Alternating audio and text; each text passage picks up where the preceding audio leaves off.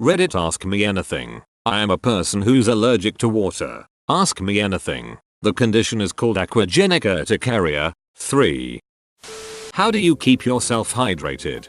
The reaction is strictly dermal, so I can drink water fine. It's just the outside of my body that says water is a no-no. Ah, that's good. I heard of a person who was allergic to water a long time ago and always wondered how they could stay hydrated. How do you shower/keep clean?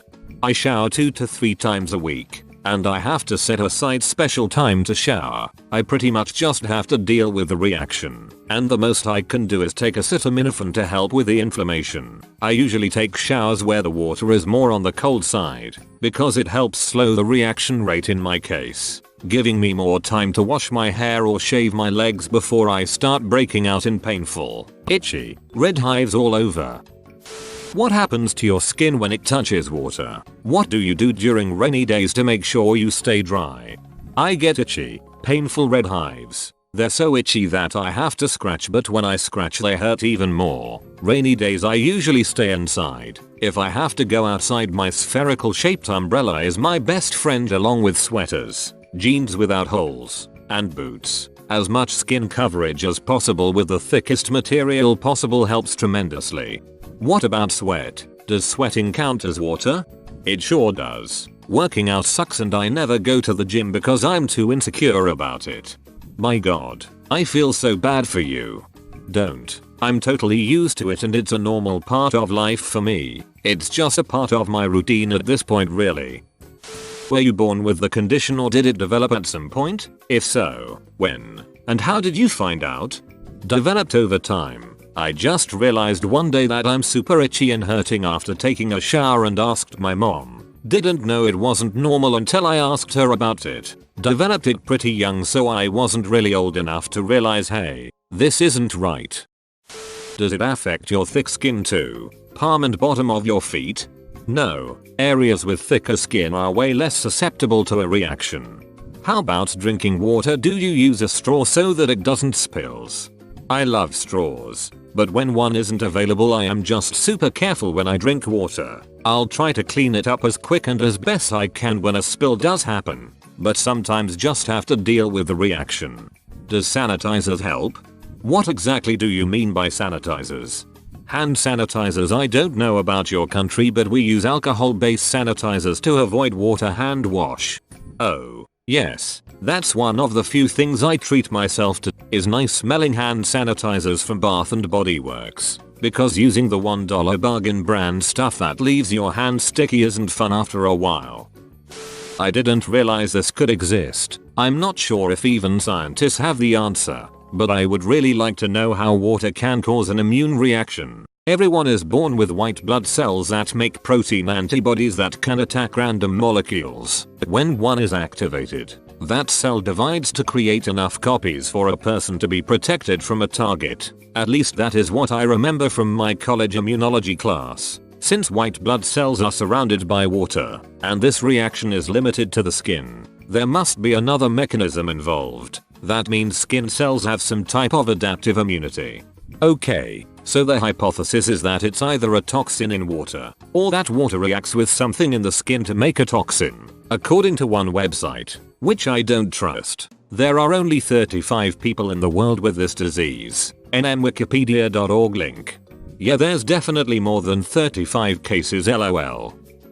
Wikipedia mentions that it could be caused by some substance dissolved in the water. Do you consider it likely? It could be tested if you manage to get your hands on some ultra pure water that's produced by burning pure hydrogen in a pure oxygen atmosphere. I wonder if anyone has ever tried that. Sounds too obvious. Of course someone has already done it. I've been patch tested with dozens of samples of different types of water, all ranging from hospital grade saline to pool water. I even get a reaction from tears and sweat. I wish I knew why it happens. And even if it was just something in water, we can't take it out of all the water in the world. Anyways, lol. Does anyone else in your family allergic to water too? And how and when did you find out you were allergic to water? Nobody else in my family is allergic to water. My brother is allergic to his own sweat and intense forms of heat. though. By intense forms of heat I mean forms of heat that can cause him to sweat. Like when you stand really close to a bonfire type of heat. But it's not quite the same as what I have. I figured it out when I asked my mom why taking a shower hurts around the age of 10-11 and she took me to the doctor. LOL. Has any one of your classmates tried to bully you by throwing water, or do they know you're allergic to water?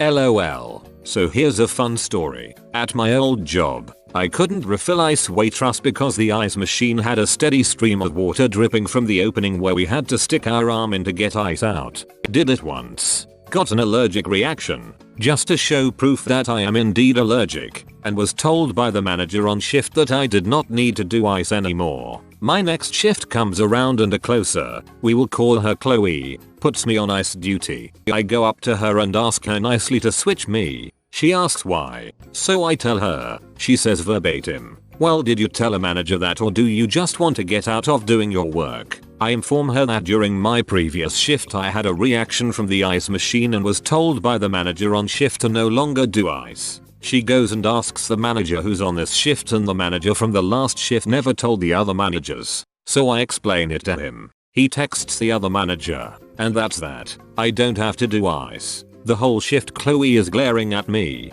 Then my friend, who is a host, let's call her Haley, comes up to me and says that Chloe told her that I was lying about a stupid allergy because I didn't want to do work. And I'm lucky she's not crazy, because if she wasn't that she would hide around a corner and throw a cup of water at me. I ask Haley when she said that, and she told me just a couple of minutes ago. I go to management and they said, okay, well, look at it. Go check on your table. Pretty passive for such an aggressive comment made by someone. Later on in the shift, I turn the corner holding dirty dishes after pre-bussing one of my tables, and splash. Chloe literally hid around the corner and threw a cup of nearly 200-degree water at me. Almost got burns from it. I broke out and ended up being sent home. But funny enough, she didn't get in trouble for literal harassment and assault. And I got in trouble for breaking the dishes I dropped. I've since left that job with shitty management, and Chloe didn't get fired until after she tried to stab someone twice. But she actually got fired for stealing a manager's password and comping $50 worth of food for free.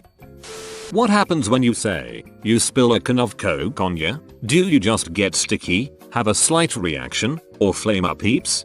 In my case, things like soda juice and whatnot will still cause me to break out if I just leave it on my skin. But I can usually wipe it off with a baby wipe or something before that happens. Say, I spilled a Coke on my jeans at a concert. I would dry it up as much as possible, but because it soaks through the fabric and is sitting on my skin, I would have a reaction from not being able to change my clothing. What unexpected complications does this cause in daily life? Is this an elaborate excuse to get out of doing the dishes? Have you sought any accommodations through school or work for this? How'd that process go?